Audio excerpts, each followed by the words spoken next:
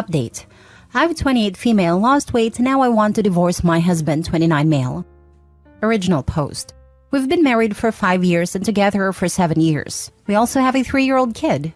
After having the baby, I struggled a lot with losing the baby weight and adjusting to being a parent.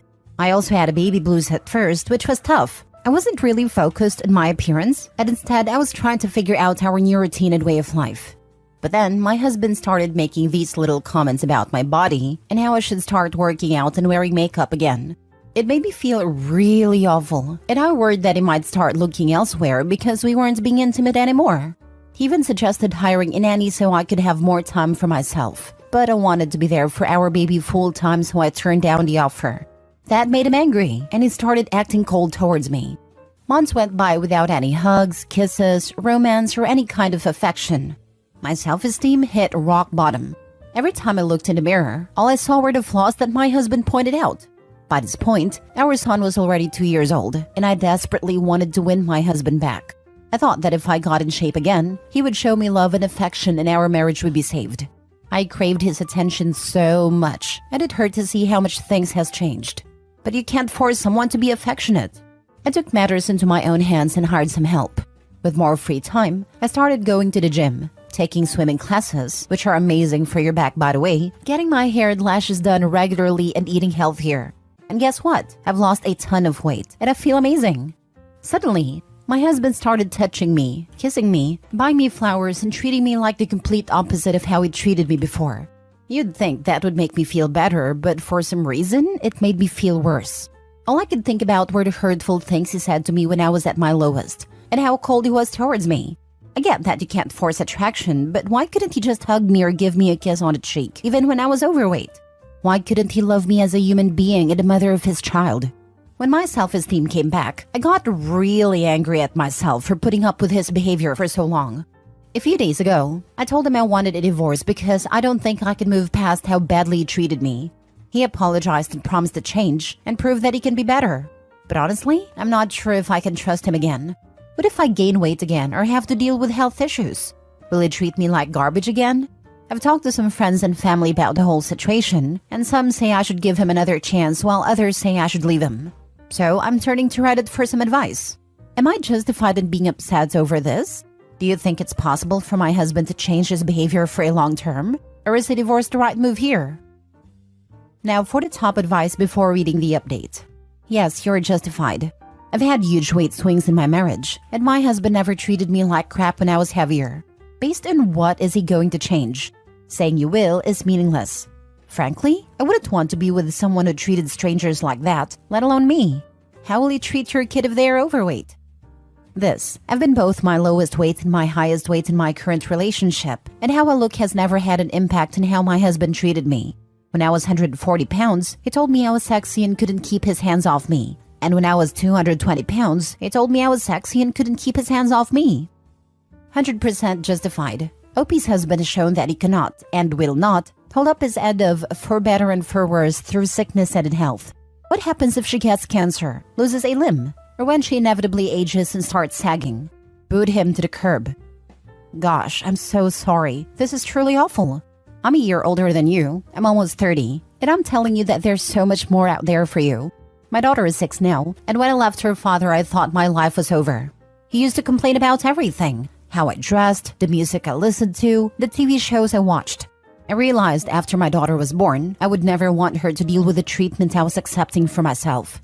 Move on. If you gain weight again, or heaven forbid, get sick in some way, this is not the man you want to be by your side.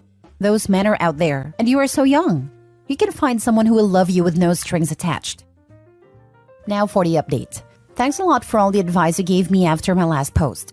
It was really tough to make a decision, especially considering our son. So I sat down with my husband and had a conversation about what happened. I kept saying sorry, but I asked him if he actually understood why his behavior was hurtful. He just kept saying he was being a jerk, but I feel like he didn't really grasp why it was a problem. So I broke it down for him. I told him that saying I still looked pregnant 3 months after giving birth, or calling me a mess because of my dark circles, rolling his eyes when I wanted to show affection, not talking to me for days without any reason, and not wanting to spend time together were all really hurtful. And on top of that, he didn't offer the help so I could take care of my mental health. Instead, he wanted me to go to the gym and get in shape. When I reminded him of all this, he couldn't even look me in the eye and didn't say a word. The silence in the room was so thick you could cut it with a knife. I just don't think he fully understands how badly he treated me. No amount of extra weight can justify that kind of behavior. I wouldn't treat a stranger like that, let alone someone I love. But for the sake of our son, I still offered him couples counseling. And guess what? He refused. He said he was afraid that the therapist and I would team up against him and make things worse. We went round and round in circles, and after almost 3 hours of talking, I finally had enough and told him I wanted a divorce.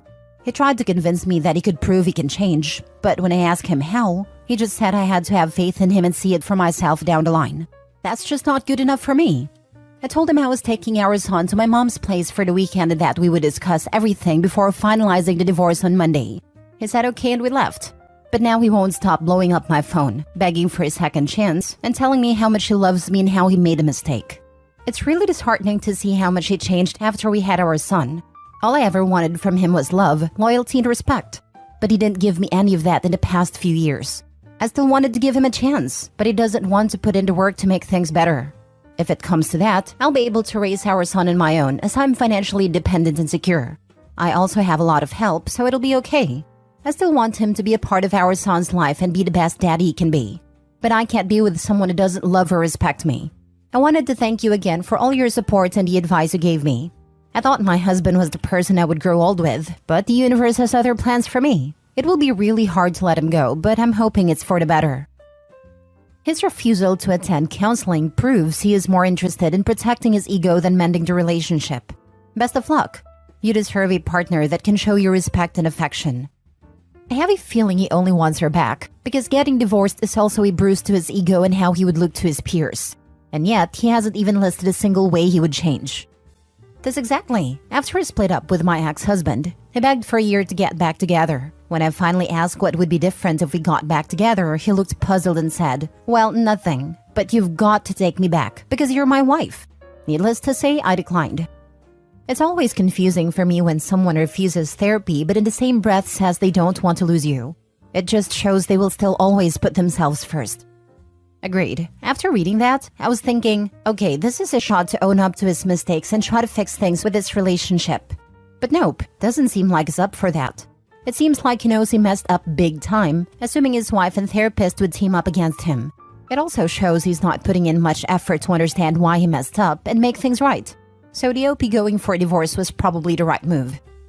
Proud of you for standing up for yourself. It's hard, but so worth it. Last story. Update. My 30 female husband, 34 male, keeps sneaking out to the middle of the night. Original post. As the title says, my husband keeps sneaking out in the middle of the night. For basically as long as I can remember, I've gotten up around 4 a.m. or so to go to the bathroom in the middle of the night. That's just how my body is. And lately when I do so, I won't find my husband in bed. In fact, I can't find him anywhere. He does have pretty bad insomnia, and sometimes on really bad nights, I would find him in the living room watching TV or playing a video game. Also, it is not every night. It's maybe every other night that he is sneaking out. I'm trying not to let it bother me, but this has been going on for about a month now, and I'm starting to get really annoyed/worried about where he's going, and what he's doing at such weird hours of the night. It happened again the other night and I stayed up until he decided to come home at 6 a.m. Mind you, I don't know how long he was actually gone, just that he hadn't been there from about 4 a.m. until then. I admit I was pretty cranky and annoyed when he got home, and I asked him where he had been. He told me not to worry about it and let's go back to sleep. I kept pushing, and he said he just goes out for a walk. I wasn't satisfied with that answer, but the conversation kept going back, so he just takes a walk to burn any extra energy or to clear his head when he can't sleep. So I decided to drop it, as I was pretty tired and had to be up in an hour to go to work anyway. Well, it happened again tonight/this morning. I got up to go to the bathroom and I couldn't find my husband anywhere. Again, I was really annoyed, and I stayed up to see when he would get home. It was 5:35, so that's an improvement at least. When he got home, he looked so sleepy and climbed into bed. And without saying a word, I got out and took my pillow and blanket and came to the couch where I am now. I know it's petty to give him the silent treatment, but I'm frustrated. And I just want to be by myself right now. I can hear him snoring, so I guess his walk worked. I'm not sure what to do now. I'm exhausted and I honestly just want to know the truth. Should I confront him? I'm not big in confrontation, but at the same time, I really want to know what's going on. Now for the top advice before reading the update. It's weird that he didn't mention it until you caught him. Everyone is saying you're out of line for being suspicious, probably isn't married. Because the first time me or my husband's insomnia was bad enough, we left the house on foot, in the dark for hours. We would mention something the next morning. Like, wow, crazy, right? But it really helped, so I might keep taking walks. Checking in with your life partner like this isn't controlling, it's for safety. He doesn't need your permission, but if he's outside in the middle of the night, you should know. What if he doesn't come home one morning? You call the cops and report him missing and all you can say is, I don't know. He says he walks for hours at night, but I have no idea where he went / where he could be. I actually am constantly sharing my location in my phone with my husband, my mom and my best friend for reasons like this. Your husband can do what he wants without permission, but not without giving you a heads up as a courtesy. I honestly think he's probably doing something shady and you should trust your gut. It sounds like he's pretty dismissive when you ask where he's been. Let's be real here. Going for a walk for 2 hours in the middle of the night is not normal. Does he acknowledge that? Does he validate the trauma you have on top of that? Is he working on things he might do to avoid such strange behavior? Nothing in this post suggests to me that you're jumping to conclusions, and I think most people would suspect something is wrong here. I think you should insist on a more thorough discussion with him before anything else. A friend has really bad insomnia and goes for a walk in the middle of the night. It is often the only thing that enables her to sleep. Okay, but if your friend's partner wanted to know where she had been, would she be dismissive of their concern? When she came back, yes. As if she gets straight into bed, she can sometimes go to sleep. But if she is interrupted, she won't get any sleep. OP needs to have a sit-down conversation with him at a different time and see what the case is. Now for the update 9 months later. Hello all, I wanted to provide you with an update. Apologies for taking so long to update. My life has been a whirlwind for the past 8 months, and I honestly haven't been in the best mental state. Also warning, this update touches on topics of depression, drug use, and cheating. So, about 2 months ago, a police car pulled up to my house and 2 police officers knocked on my door. They told me they were there to do a wellness check on my husband because his girlfriend hadn't heard from him in 3 days and was worried about him. They asked me if I was his sister or what my relationship to him was. I told them I was his wife, and beyond that I can't even remember what I said. I was in shock. I just remembered them leaving and me closing the door and crying. He was at work at a time, and when he got home, he could tell I was upset. I mean, it was obvious, because every time I tried to speak, I would just start crying again. Eventually, it got to the point that I guess he knew he had to come clean, and he told me everything. So yeah, I found out he had been cheating on me with an ex-coworker of his. Not only this, but he had been supporting her and her 2 kids, because she couldn't hold down a job and he didn't want them to end up homeless. The reason she couldn't hold down a job is because she was/is into drugs, and would go on week-long benders where she just wouldn't show up to work. And he says that about a year ago, she called him out of the blue and cried to him, saying that she was about to lose her apartment because her husband was cheating on her and had basically vanished. Ironic, I know. Leaving her with all the bills that had to be paid, and her 2 kids needed food and new stuff for school. He says that at first, it was just financially supporting her and her kids, until he started doing the drugs with her, and that's when things escalated. He told me he had cut things off with her 3 days before the police showed up, and that's why they were doing a wellness check. So I asked him if that was where he was going when he was sneaking out. He said yes, for the most part. He also said, to be fair, I really would just go on a walk or drive around sometimes. And I know there are going to be questions about how I didn't notice the missing money, so here's my answer. We have separate bank accounts. He pays for his bills and I pay for mine. And our joint bill comes out of my account, and it pays me back whatever the total is for those bills. And well, he never stopped paying me for those bills, and household things that were in his name never got shut off. So I never had a reason to think anything was wrong in that area. I've been so emotionally numb for these past 2 months, and he has been begging me for about 2 months to make a decision about our relationship. As in divorce, because being in limbo is really stressful for him. I honestly just don't want to even put any energy into thinking about the future at all right now. All of my friends and family are telling me to get a divorce. But I don't know, everything had been great up until 8 months ago, and our lives are so intertwined. That feels so stupid to say, but I'm basically paralyzed with numbness. I did, however, make an appointment for couples therapy, so I guess I will see how that goes. He seems up to it. And I just wanted to extend a thank you to all the people that took the time to read this and the last one. I'm so sorry. I hate to add to your pain, but you need to get an STD test now. If he was sleeping with a drug addict, then he could pass something on to you. Please think seriously about seeing a divorce attorney to see about your options. STD test was the first thing I thought of too. Then also divorce this man. Your life is not intertwined enough to stay with someone who would only confess because he got caught. Change your couple's therapy to personal therapy and find some self-love and self-respect. If your best friend told you this was happening to them, what would you advise them to do? He's not just sleeping with her, he is also doing drugs. Who knows where the substances come from, or what it's laced with, or with whom else they use? If applicable, are they sharing needles? I'm sorry, but there is no salvaging this relationship. Even now he's more worried about himself over what he did to you, OP. I mean, seriously, it's causing him stress? What? Like the past 8+ months of you asking and worrying didn't cause you stress? He's selfish and doesn't really seem to care what you decide. He just wants it done. Personally, I'd end it and get tested ASAP if you haven't already. Also, I freaking laughed with his. To be fair, he did walk sometimes. Oh, okay. Guess I can forgive you since there were a few nights in the last 8+ months you haven't been banging someone else, doing drugs and risking my health and financial stability. Whatever. Also, don't tell him now. Go speak to an attorney. Get your ducks in a row and make a plan. Then let him know you've filed and have him served. You make the first move.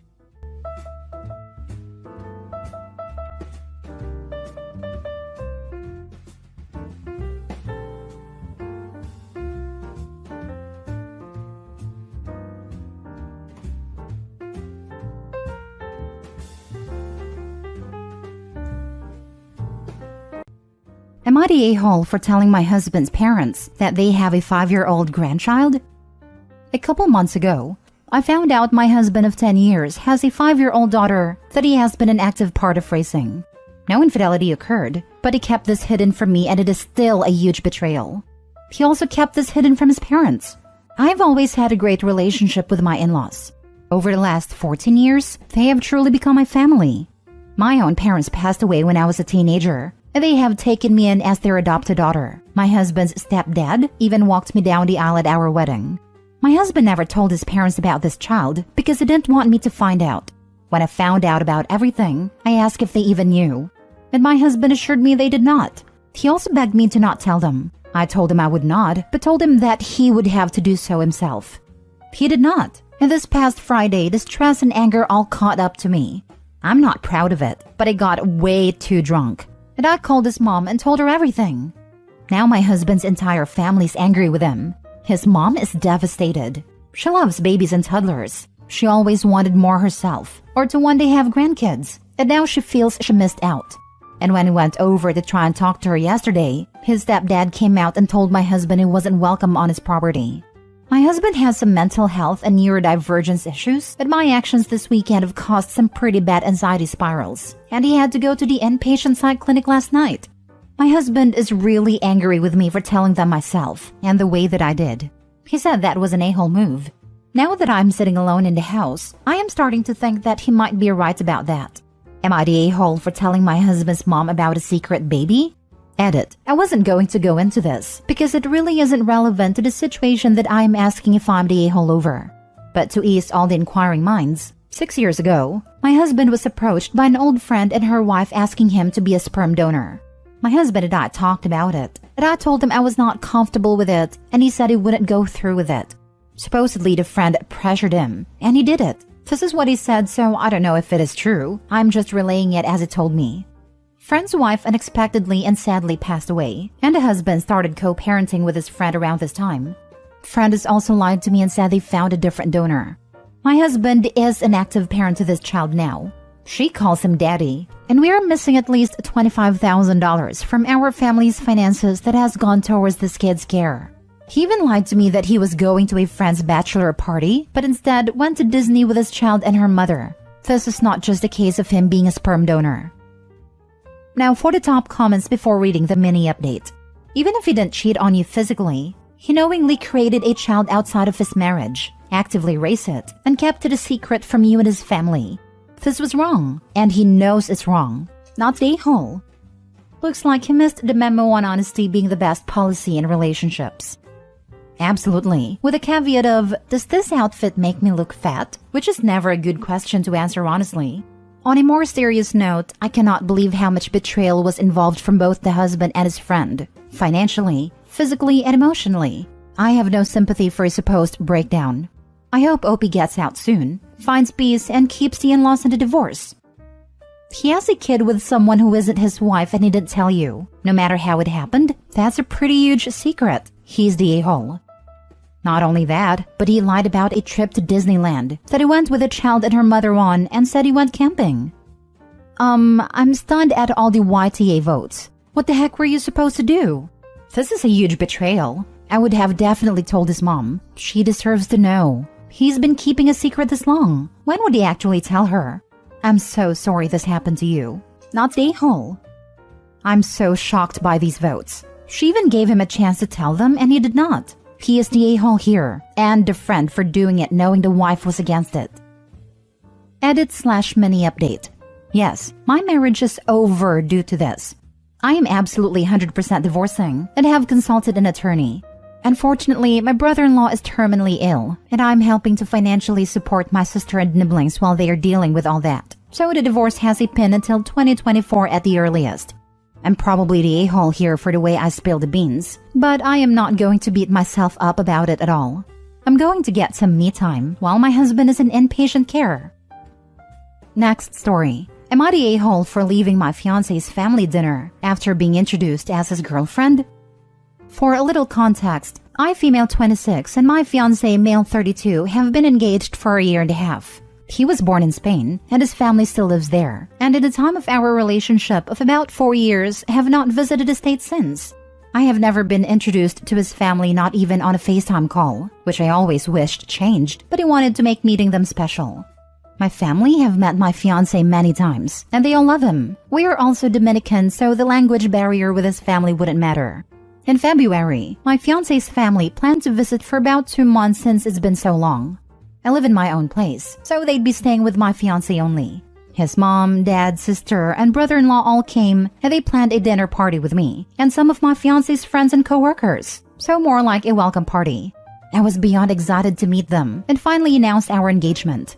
The day came and I went over to his house. My fiancé talked to me prior and told me his family is very outspoken, and if his mom says anything out of line, to not worry about it. He said this concerning our age, cultural difference, and my job, which is a special ed teacher, while my fiancé is a lawyer. I was kind of worried because I didn't want them to think poorly of me based on all that, but he assured me he'd be there to back me up. The party starts and I prepped everything, cooked the food, and set the tables. His parents arrived and see me and ask who I was. He pauses and says I'm his girlfriend. I looked at him shocked, and he gave me a go-along-with-it look. Beyond my better judgment, I agreed. The dinner goes on, and my fiancé's parents make a judgmental comment about the country where my family's from. I corrected them, and then she makes comments about my curly hair and how odd it was. My fiancé said nothing and tried to change the convo. Later on, it was brought up how young I was, and he says it doesn't matter. My job got brought up and they said there's no way I can survive off my salary.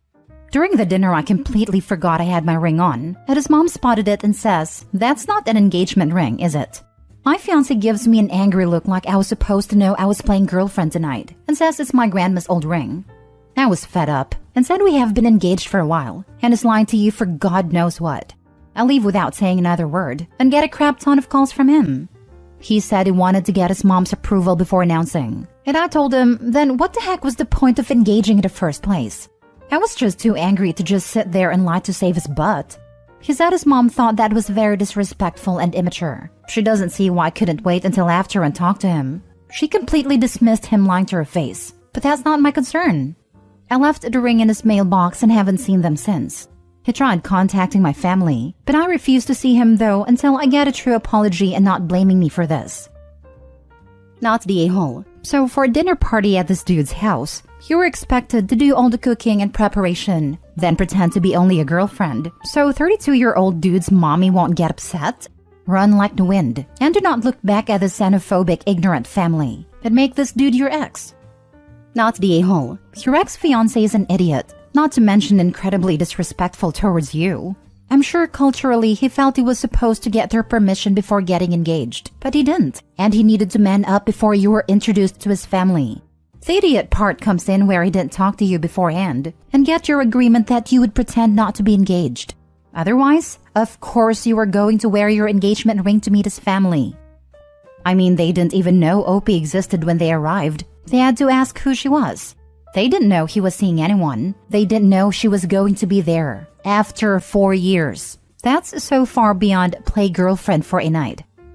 There are so many marinara flags. It's like a dang lasagna. Not the a-hole. Maybe Romesco flags. He is Spanish after all. Next story. Am I the a-hole for not adopting another woman's child? I'm 25 female. I'm single, live alone, and have a good paying job. Due to an accident when I was a teenager, I cannot have children. I have never wanted children of my own, so this is not as big of a deal to me as it could be. I have friends with kids who think of me as their cool aunt, and I'm happy with that. This is important because of a woman I know, Allie, 18 female, not her real name. Allie is the family member of a woman my brother is good friends with, who's become basically family. Allie lives with this woman, so my whole family knows her pretty well. She's a nice girl who had a daughter, Anne, 8 months female. Her baby was taken away from her due to suspected neglect. Allie decided to tell CPS that I was a safe person to place Anne with since I know the baby and live close by. I would not have had an issue with this except that Allie did not tell me. I got a call the morning after Anne was taken away at 6 a.m. while I was getting ready for work. CPS asked me to calm down and talk with them and take the baby until they have a foster placement opened. I got Anne and my boss was very understanding about me coming to work late. And with a baby, so I had no time to get a sitter for her. And I work alone mostly anyway, so she wouldn't disturb anyone. I had Anne for about a week, and CPS wanted me to get licensed as a foster parent so she could stay with me while Allie did what she needed to do to get her baby back. Then shortly after I agreed to get licensed, I got a call from Allie's lawyer talking about adoption. Allie did not want Anne back, and tried to paint this picture of me being this infertile woman who could finally be blessed with a kid of my own. I struggled a lot because I do love kids, but I have never wanted my own, and this felt more like Allie was putting off her responsibility onto me. But Allie told me that I could afford it because I made more money than anyone else in my family/friend circle. I got pretty upset and stopped answering Allie's calls after I confirmed with her that she absolutely did not want to get Anne back. I called Health and Welfare and took back my offer of getting licensed, sending them an email from Allie's lawyer where she states she doesn't want custody. At the time, I figured that if Allie wants to put Anne for adoption, that she has the best chance of getting adopted while she is still a baby. It wouldn't be beneficial to Anne for me to foster her in hopes Allie changes her mind, and I don't want to have Anne for years and her start to think of me as her mom. I felt it would be less traumatic for her to get adopted while she is a baby to a family that wants and will love her. I truly thought that was the best option, and I felt I was doing the right thing for Anne. But now I am being called all kinds of names by Allie, and she is trying to twist the story to make it seem like I am burying Anne in the system. She thought that if I adopted Anne that she could still be in her life, but not actually have to be her mom, which is not what I would have allowed if I did adopt her. I am now questioning if I made a right call. So am I the a-hole? Now for the top comments. She's a nice girl. Her baby was taken away from her due to suspected neglect. Allie did not tell me. I'm being called all kinds of names by Allie, and she is trying to twist the story.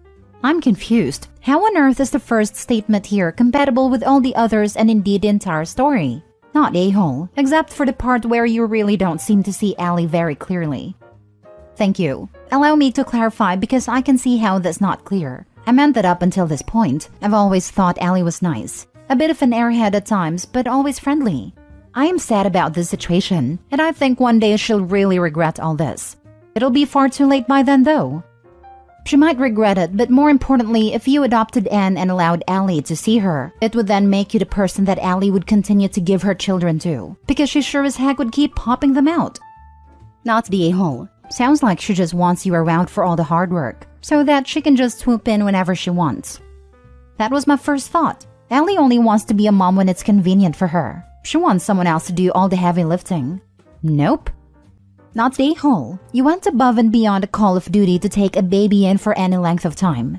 You deserve kudos for having the best interests of the baby at heart. Seems you're the only one. Stand firm, and don't become a parent until you decide you really want to be one. I honestly expected Opie not to take the child at all. What a twist. Not the a-hole. Last story. Am I the a-hole for not helping my sister with her newborn twins? I'm a 26 female and I have a younger sister, Sadie, 19 female, and we don't talk often. She lives in Canada with her newborn twins, Iris and Layla, while I moved to England a few years ago to study at my dream university. I ended staying here with my now husband, Louis, 30 male. Sadie got pregnant at 18 with Tyler, her boyfriend at the time. Tyler and his sister ended up in a car accident a few months after she announced she was pregnant. He and his sister didn't survive the accident. Sadie was very upset during the rest of her pregnancy, though my parents were luckily there to help her out. Then after our babies were born, my dad was diagnosed with lung cancer because of all of his smoking.